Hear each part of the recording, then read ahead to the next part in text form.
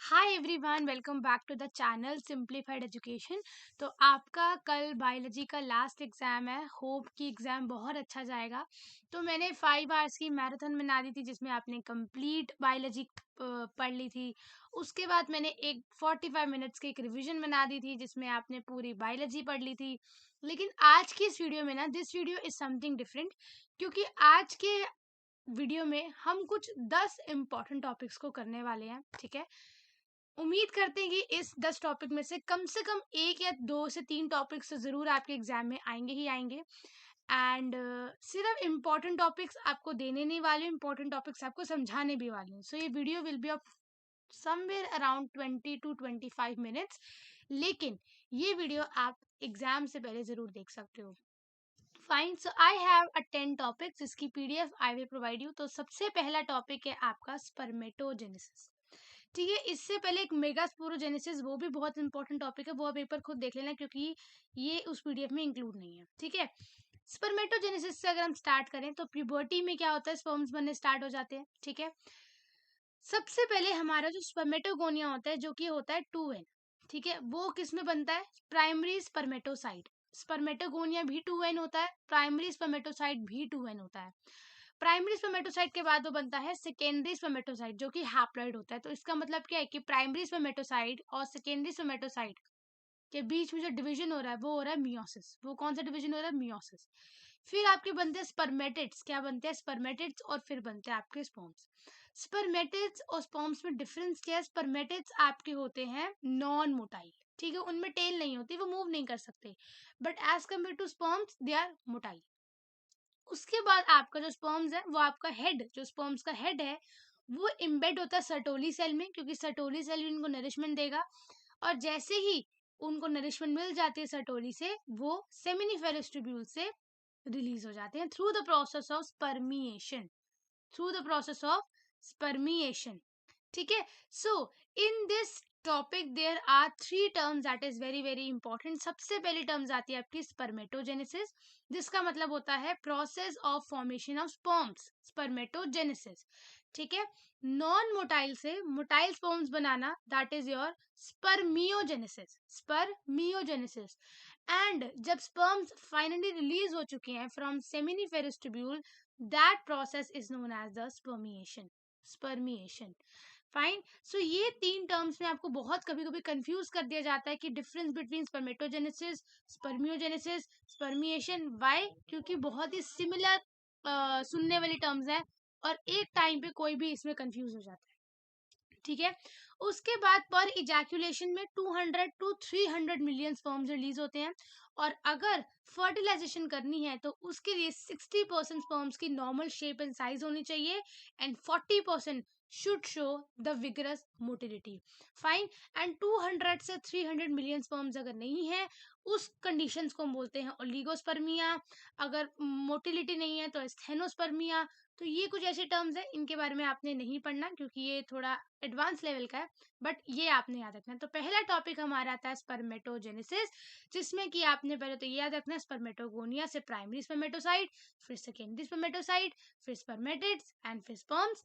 ठीक है, उसके बाद स्पर्मेटोजेनेसिस क्या होता है, स्पर्म्स की फॉर्मेशन। स्पर्मियोजेनेसिस क्या होता है, transformation of non motile to the motile sperms.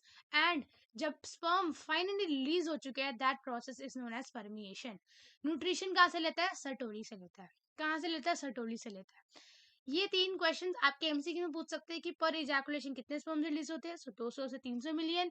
कितने परसेंट की नॉर्मल शेप एंड साइज होनी चाहिए, 60%, और विगरस मोटिलिटी 40% शो करनी चाहिए। Fine, so first topic is done. Let's move towards the second topic, that is the oogenesis. Oogenesis is very very important. Her couple of million of oogonia her ovary में human females की present होता है। oogonia primary oocyte बनाता है। क्या बनाता है, primary oocyte। लेकिन उस प्राइमरी oocyte में कुछ ग्रैनुलोसा सेल्स होते हैं जो आपस में सराउंड कर जाते हैं, उसको हम बोलते हैं प्राइमरी फॉलिकल। क्या बोलते हैं, प्राइमरी फॉलिकल। उसके बाद जब और सेल्स आते हैं, थीका सेल्स आते हैं, और ग्रैनुलोसा सेल्स की लेयर आती है, उसको हम बोलते हैं सेकेंडरी फॉलिकल। सेकेंडरी फॉलिकल में जो ऊ साइट है वो अभी भी प्राइमरी ऊ साइट ही है। ठीक है, टर्शरी फॉलिकल में क्या होता है, एक कैविटी बनती है जिसको हम बोलते हैं एंट्रम। एक फ्लूइड फिल्ड कैविटी बनती है एंट्रम, उसको हम बोलेंगे टर्शरी फॉलिकल। और टर्शरी फॉलिकल में ही ये प्राइमरी oocyte अपनी डिवीजन पूरी करके क्या बनाता है, सेकेंडरी oocyte। क्या बनाता है, सेकेंडरी oocyte। एग्जाम में आ जाता है कि कौन से फॉलिकल में प्राइमरी oocyte से सेकेंडरी oocyte बनता है, टर्शरी फॉलिकल। साथ में एक फर्स्ट पोलर बॉडी बनती है जिसका कोई काम नहीं होता, जो डिजेनरेट कर जाती है। टर्शरी फॉलिकल क्या बनाता है, उसके बाद मेच्योर ग्राफियन फॉलिकल, और लेयर्स बन जाती हैं, ठीक है, थीका एक्सटर्ना, थीका इंटरना, ये सब हो जाता है। मेच्योर ग्राफियन फॉलिकल में क्या है, सेकेंडरी oocyte ही है। तो सेकेंडरी oocyte की अभी डिवीजन पूरी नहीं हुई है, उसकी डिवीजन पूरी कब होगी, जब स्पर्म्स आएंगे।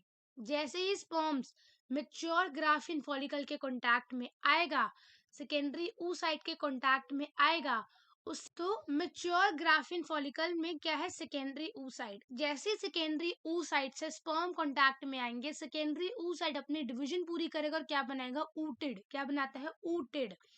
ooted हैप्लॉइड होता है, स्पर्म हैप्लॉइड होता है, दोनों फॉर्म करके क्या बना देंगे, जाइगोट बना देंगे। ooted के साथ एक सेकेंड पोलर बॉडी भी आती है जो कि किसी काम की नहीं है, जो क्या हो जाती है, डीजेनरेट हो जाती है। तो पहले हम पढ़ते थे कि fertilization is the process of fusion of sperm and the ovum, लेकिन एक्चुअल में the fertilization is the process of secondary oocyte sperms की। मतलब देखो, जब तक स्पर्म्स नहीं आया तब तक वो सेकेंडरी oocyte ही है, वो ओवम नहीं बना। This is your formation, this is your whole process of oogenesis। इस चैप्टर में से spermatogenesis, oogenesis and the third topic, that is the menstrual cycle, is very very important। menstrual cycle की बात है, this is a topic number third। menstrual cycle apes, monkey, human beings में देखा गया। इसमें बेसिकली 4 फेज होते हैं। सबसे पहले होता है menstrual phase। menstrual phase 1 से 5वें दिन का फेज होता है, जिसमें क्या होती है, आपकी एंडोमेट्रियम लाइन टूट जाती है, ठीक है, जिसको हम मेंस्ट्रुएशन बोलते हैं। तो ये 1 से 5 दिन तक होती है, वेरी करती है from females to females. Second phase हमारा होता है फॉलिकुलर फेज और प्रोलिफेरेटिव फेज। देखो, फॉलिकुलर फेज का मतलब होता है डेवलपमेंट ऑफ फॉलिकल्स, यानी कि वही second primary follicle, secondary follicle, tertiary follicle. ये कहाँ पे हो रहा है, ये आपका ओवरी में हो रहा है। तो फॉलिकुलर फेज आपका कहाँ हो रहा है, ओवरी में हो रहा है।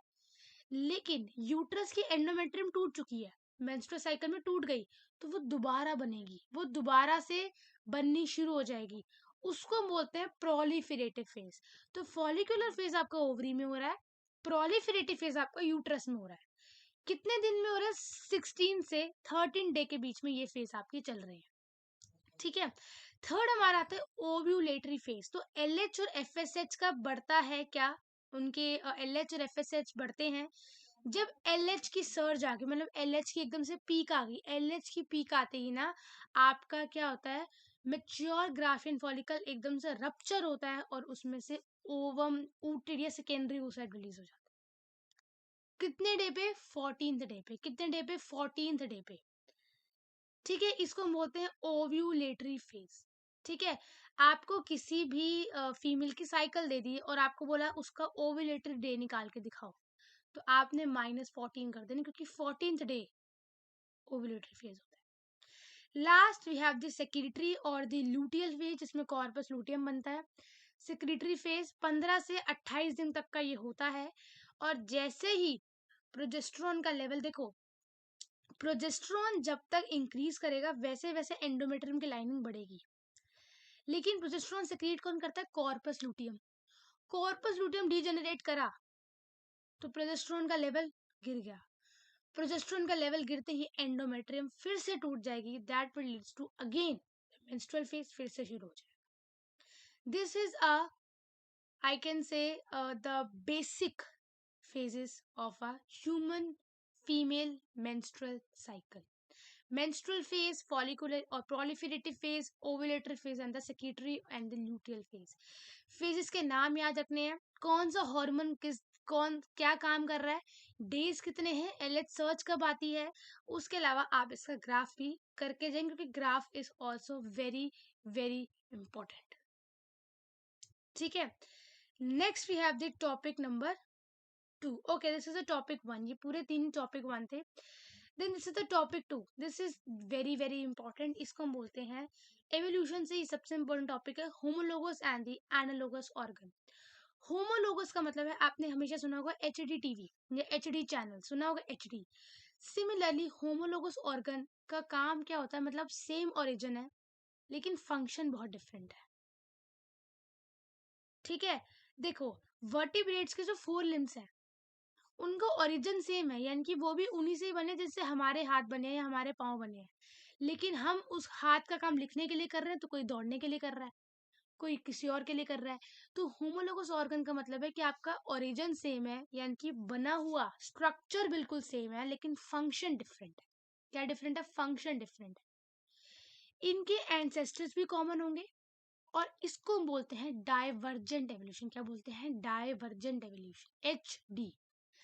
प्लांट्स में बात करें तो thorns of bougainvillea and tendrils of cucurbita, origin same है लेकिन फंक्शन डिफरेंट है। And the fore limbs of various vertebrates, ये एग्जाम में 2 तरीके से आता है। सबसे पहला आ सकता है, आपको ये बोल देगा कि व्हाट आर होमोलोगस ऑर्गन, ठीक है। सेकंड आपको बोल देगा एमसीक्यू में कि thorns of bougainvillea and tendrils of cucurbita are which types of organ or are which type of evolution they are from. So this you have to remember.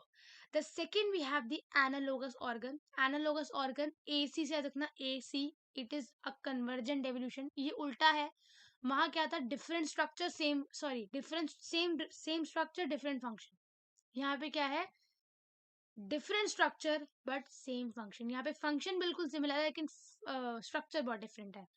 अब butterfly और birds दोनों की अगर विंग्स की बात करें, पंख, उनका ओरिजिन बिल्कुल डिफरेंट है, स्ट्रक्चर बिल्कुल डिफरेंट है लेकिन फंक्शन दोनों का सेम है, उड़ना।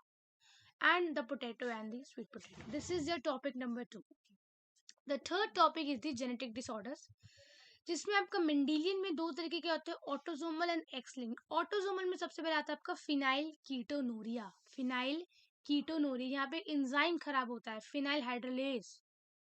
फिर आता है सिक्कल सेल अनीमिया, आरबीसी की शेप सिक्कल सेल की हो जाती है, क्वालिटी पे फर्क पड़ता है। एंड द थैलेसीमिया, यहाँ क्वांटिटी पे फर्क पड़ता है, alpha thalassaemia, beta thalassaemia. X linked में आपका आता है कलर ब्लाइंडनेस, ठीक है। एंड द हीमोफीलिया, हीमोफीलिया को रॉयल डिजीज बोलते हैं, हल्का सा भी कट लग जाएगा तो खून ही नहीं रुकेगा, हीमोफीलिया। एग्जाम में आ जाएगा हीमोफीलिया किस तरीके की डिजीज है, आप लिखोगे एक्स लिंक्ड, एक्स लिंक्ड और sex linked disease. Sickle cell anaemia autosomal है, ऑटोजोमल, ठीक है। इसको आप कैसे रख सकते हो, इसको ऐसे रखते हो एटीपी, एटीपी सबने सुना है, एटीपी, एटीपी सबने सुना होगा। तो एटीपी नाम का एक पंप होता है, आपने कभी पढ़ा फोटोसिंथेसिस में, एटीपी नाम का एक पंप होता है, ठीक है। तो ए से आप देखना ऑटोसोमल में कौन कौन सी डिजीज आती है, thalassaemia, phenylketonuria, sickle cell anaemia. I think this trick will help you to remember.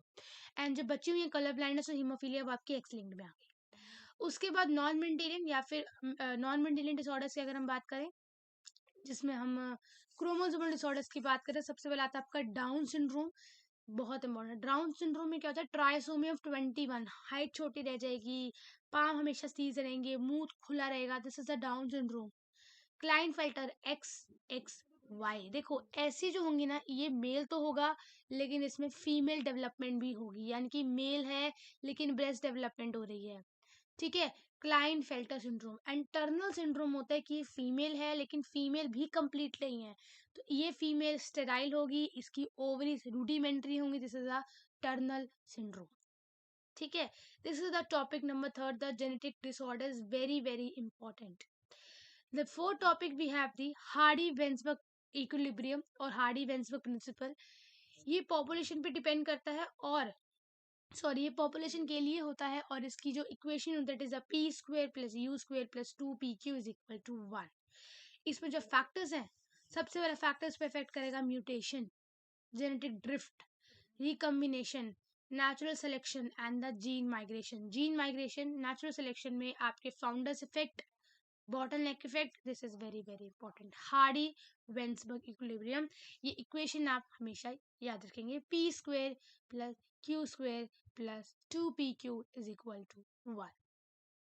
Fine, आगे अगर हम बढ़े, next topic we have the adaptive radiations. Adaptive radiations का मतलब ये होता है, इसमें हम बोलते हैं डाइवर्जेंट एवोल्यूशन। मतलब क्या, एक कॉमन एंसेस्ट्रस में बहुत से मतलब कॉमन एंसेस्ट्री थी, लेकिन क्या हो गए, एक जगह से डाइवर्ज हो गए, एक जगह से अलग अलग दिशाओं में चले गए।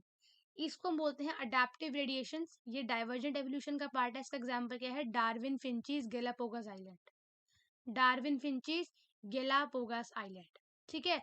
और जब दो अडेप्टिव रेडिएशंस होगी तो एक जगह कन्वर्जेंट एवोल्यूशन आएगा। देखो ये जगह थी, यहाँ से सब माइग्रेट हो गए, एक दूसरी जगह थी, यहाँ पर भी सारे माइग्रेट हो गए। ध्यान से देखो, यहाँ पर भी सारे क्या हो गए, माइग्रेट हो गए।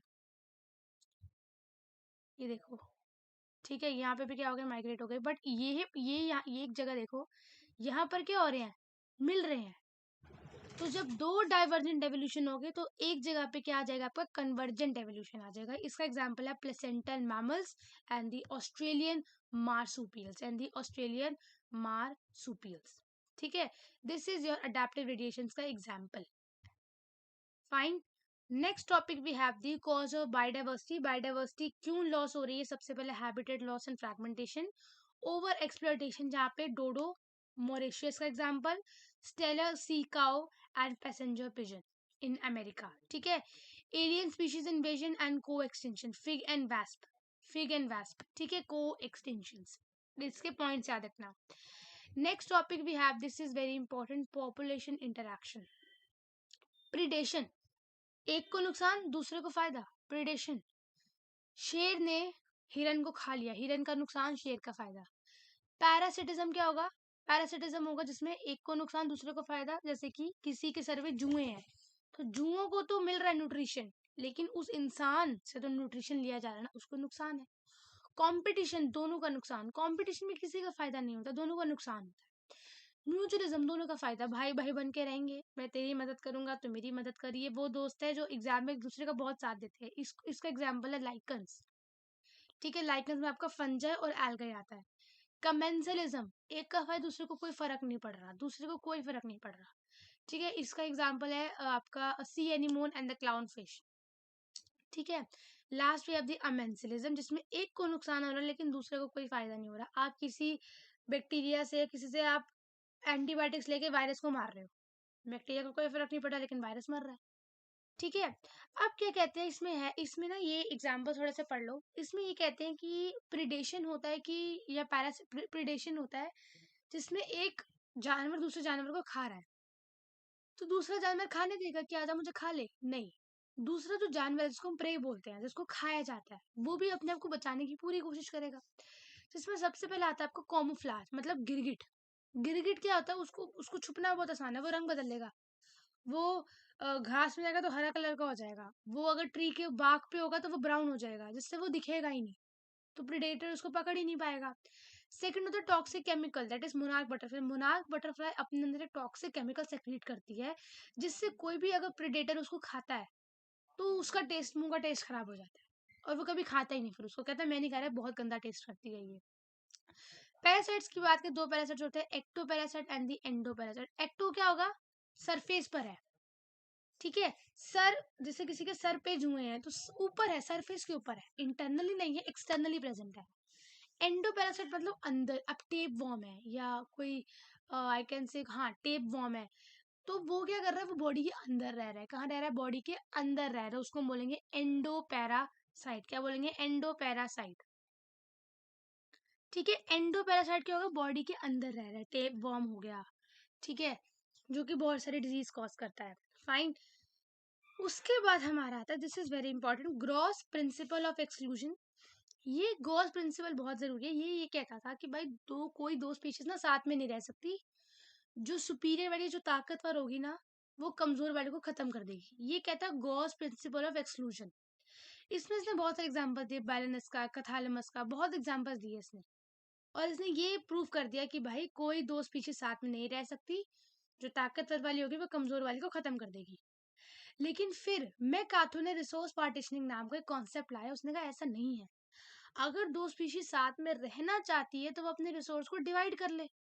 फॉर एग्जाम्पल, एक तालाब है, ठीक है, वो कह रहे हैं अब वहां पे दो स्पीशीज रह रही है, ठीक है, तो गॉस कहता है कि तालाब तो एक ही स्पीशीज यूज करेगी, दूसरी वाली को पहली वाली यूज करने नहीं देगी अगर पहली वाली ताकतवर है तो। लेकिन मैकार्थर कहता है रिसोर्स पार्टीशनिंग में कि अगर वो दोनों टाइम बदल लें, कि भाई सुबह तू तालाब यूज कर ले, शाम को मैं कर लूंगा, है ना, या फिर ये एरिया मेरा है वो एरिया तेरा है, ऐसे करके दोनों रह सकते हैं। इसको हम बोलते हैं रिसोर्स पार्टीशन। ठीक है जी। उसके बाद ये हमारे कमेंसरिज्म के कुछ एग्जाम्पल, यानी कि जिसमें एक को फायदा हो रहा है दूसरे को कोई फर्क नहीं पड़ रहा। Cattle and cattle egret. अब समझो गाय है, वो चल रही है किस पे, घास पे। वो जैसे चल रही है ना, तो छोटे मोटे कीड़े उछल रहे हैं उसके उसके पैर के दबाव से, और वहीं पे छोटा मोटा कीड़ा कोई घूम रहा है। तो जैसे ही कैटल ने ग्रास पे पैर रखा, कीड़ा उछला, और कैटल इग्रेट ने वो कीड़ा खा लिया। तो कैटल इग्रेट को तो फायदा हो गया, उसको कीड़ा मिल गया खाने को, लेकिन गाय को तो कोई फर्क ही नहीं पड़ रहा। उसके अलावा मैंगो ब्रांच है, एक मैंगो कट रही है, उस पर ऑर्किड ग्रो कर रहा है। मैंगो कह रहा है भाई रह ले, मुझे कोई दिक्कत नहीं है। ऑर्किड का फायदा, उसको शेल्टर मिल रहा है। This is your complete population interactions. इसको आप डिटेल में प्लीज पढ़ के जाना। फिर आता है हमारा लैक ओप्रोन। लैक ओप्रोन में हमारा ये था कि भाई एक रिप्रेसर एमआरएनए होता है, ठीक है, जो कि ऑपरेटर से बाइंड कर जाता है, जो जेड वाई ए की ट्रांसक्रिप्शन नहीं करने देता। लेकिन जब आप इंड्यूसर लेते हैं, तो इंड्यूसर क्या करता है, इस रिप्रेसर एमआरएनए को अपने से जोड़ लेता है इंड्यूसर से। तो ये जो रिप्रेसर है वो ऑपरेटर से बाइंड नहीं कर पाता, और जेड वाई ए अपनी ट्रांसक्रिप्शन कर लेते हैं। जेड क्या ट्रांसक्राइब करता है, बीटा गैलेक्टोसिडेज। वाई के ट्रांसक्राइब करता है परमिएस। ए के ट्रांसक्राइब करता है ट्रांसएसिटाइलेस। ये डायग्राम भी इंपॉर्टेंट है, ये टॉपिक भी इंपॉर्टेंट है। इसको दिया था जैकोब और मनोद ने, और ये बहुत इंपॉर्टेंट है। इंड्यूसर में हमेशा लैक्टोस लैक्टोस माना जाता है कि इंड्यूसर को हम लैक्टोस लेते हैं। तो एग्जाम में आता है रिप्रेसर एमआरएनए कौन सेक्रीट कर रहा है, आई जीन। जेड जीन क्या सेक्रीट कर रहा है, बीटा गैलेक्टोसिडेज। वाई कौन सा जीन सेक्रीट कर रहा है, परमिएस। ए कौन सेक्रीट कर रहा है, ट्रांसएसिटाइलेस। ओ क्या है, ऑपरेटर। इंड्यूसर क्या है, लैक्टोज। तो ये एक तो ऐसा हो सकता है कि 3 नंबर में पूरा पूछ ले, 5 नंबर में, या इसको केस स्टडी की फॉर्म में दे दे कि आपको ये सब दे दे, और यहाँ पे लिख दे this is X, identify this X, और this is Y, identify this Y. This kind of questions also can be asked. Next topic we have the gel electrophoresis. Gel electrophoresis में क्या करते हैं, हम सेपरेशन करते हैं। तो डीएनए नेगेटिवली चार्ज है तो वह एनोड की तरफ भागेगा, ठीक है। इसमें हम जेल कौन से लेते हैं, एग्रोस जेल। स्टेनिंग किसे करते हैं, इथिडियम ब्रोमाइड से। और देखते कैसे हैं, यूवी रेस। कैसे देखते हैं, यूवी रेस। इथिडियम ब्रोमाइड से क्या होता है, ऑरेंज कलर के बैंड आ जाते हैं। कौन सा कलर के बैंड आ जाते हैं, ऑरेंज कलर के बैंड आ जाते हैं। इसको हम बोलते हैं जेल इलेक्ट्रोफोरेसिस, ठीक है। Next topic we have the PCR, जिसको हम पॉलीमराइज चेन रिएक्शन बोलते हैं। इसी टॉपिक का ही है। इसमें सबसे पहले हम क्या करते हैं, डीनेचरेशन, स्टैंड्स को तोड़ेंगे 94 डिग्रीज पे, फिर एनिलिन करेंगे 55 टू 65 डिग्री सेल्सियस पे, और फिर हम करेंगे एक्सटेंशंस। यहाँ पर बहुत इंपॉर्टेंट है, एक थर्मस एक्वेटिकस नाम का, सॉरी, टैग पॉलीमरेज नाम का एंजाइम यूज होता है, जो कि हाई टेम्परेचर पे भी काम कर सकता है, जो किससे निकलता है, आपका थर्मस एक्वेटिकस नाम की स्पीशीज से निकलता है। Next topic we have the methods of contraception, ठीक है, जिसमें सबसे पहले हमारा नेचुरल मेथड, जिसमें कैलेंडर मेथड, जिसमें क्या करते हैं कि आपको 10 टू 14 डेज तक कोइटस अवॉइड करना है, coitus interruptus and the lactation amenorrhea. Barrier में आपके condoms, diaphragms, cervical caps, vaults. Condoms का ब्रांड पूछ ले तो आपका निरोध आपका टेक्स्ट बुक में है, ठीक है। उसके बाद आईओडीज की बात करें, आईओडीज में कॉपर टी, कॉपर से मल्टी और 375, ये आपकी कौन सी आईओडी है, ये आपकी कॉपर मेडिटेड आईओडी है, ठीक है। एंड LNG-20 एंड प्रोजेस्टेरोइड ये आपकी हार्मोनल आईओडी है। फिर आपकी ओरल पिल आती है, जिसमें वंस अ वीक पिल नाम का एग्जाम्पल किसका है, सहेली। क्या है, सहेली। और अगर परमानेंट मेथड की बात करें तो ये है आपका vasectomy and tubectomy, vasectomy and the tubectomy. Vasectomy में you are cutting the vas deferens, tubectomy you are cutting that fallopian tube, ठीक है। एंड आर्ट की अगर हम बात करें कि असिस्टेंट रिप्रोडक्टिव टेक्नोलॉजी, सबसे पहले आता है आपका आईवीएफ। आईवीएफ में आपका दो आता है जिफ्ट और आईयूटी। जिफ्ट क्या होगा, जायगोट इंट्रा फिलोपियन ट्रांसफर, और आईयूटी क्या होगा, इंट्रा यूट्राइन ट्रांसफर। फिर होता है आपका गिफ्ट, ठीक है, जिसमें अगर कोई फीमेल आपका एग प्रोड्यूस नहीं कर पा रही तो किसी हेल्दी डोनर से उसको एग ट्रांसफर किया जाएगा, artificial insemination. And ICSI, intra cytoplasmic sperm injection. Last topic we have for today is your applications of biotechnology as BT cotton. This is important. BT cotton में हमने क्या किया था, BT नाम के किसी बैक्टीरिया के पास एक जीन था जिसको हम बोलते हैं क्राइजीन, ठीक है, जिसको हमने कैसे बैट के थ्रू हमने उसको कॉटन में इंड्यूस कर दिया था और हमने बना ली थी BT कॉटन। जिससे क्या होता था, कोई भी इंसेक्ट अगर उस कॉटन को खाने आता था तो उसके पेट में छेद हो जाते थे और वो एकदम से फट के मर जाता था। ठीक है। और हमने क्राई 1 AB जीन डाला था कॉर्न बोर्डर में, और cry 1 AC and cry 2 AB ये किस्म हमने डाला था कॉटन बॉलमो में। Fine. So this is the most important topic. इसमें एक आप एली लिली वाला भी पढ़ के जाना। ठीक है, this is also important, Eli Lilly. And एक आप पढ़ के जाना, that is a tobacco knot root knot disease का। ठीक है। उसके अलावा आई हैव ये मेरे लिए कुछ इम्पोर्टेंट टॉपिक्स थे जो मैंने अपने टाइम पे भी पढ़े थे, एंड इस पीडीएफ को I will provide in the description box. And all the very best for examination. Biology का exam always NCERT and straight forward ही आता है। ठीक है। एंड आई होप कि आपका कल का लास्ट एग्जाम बहुत अच्छा जाएगा, एंड कल मुझे कमेंट सेक्शन में ये ज़रूर बताना है कि आपका एग्जाम कैसा गया, एंड आज मुझे बताना है कि आपकी कितनी तैयारी हो गई। ठीक है। उस माइंड मैप्स की पीडीएफ, हैंड रिटन नोट्स की पीडीएफ और जो मेरे टाइप नोट्स थे, तीनों की पीडीएफ मैंने डिस्क्रिप्शन बॉक्स में डलवा दी थी, इसकी भी मैं डलवा दूंगी पीडीएफ। ठीक है। And one more thing I would like to add कि इस वीडियो को जितना हो सके उतना शेयर करना है अपने दोस्तों के साथ, क्योंकि अगर किसी ने कुछ भी नहीं पढ़ा तो ये टॉपिक्स तो बहुत इंपॉर्टेंट है। मतलब दिस टॉपिक से मैं बोलूँ तो 30 या 25% पेपर आने के पूरे पूरे चांसेस होते हैं। ठीक है, तो उनके साथ ही वीडियो जरूर शेयर करना। So I see in the next session, and yes इस चैनल से जुड़ जाना, क्योंकि बोर्ड्स के बाद कल कल के मतलब बोर्ड्स के बाद इस चैनल पर सीयूईटी का भी सारा कंटेंट आएगा, क्योंकि जो टॉपिक सीयूईटी में है और बोर्ड्स पे नहीं है, हम उन टॉपिक्स को भी कवर करेंगे इसी चैनल पर। तो चैनल को सब्सक्राइब कर देना, वीडियो को लाइक कर देना, and all the very best for examination, और उस मैराथन को देखना मत भूलना। So till then take care, thank you so much and bye.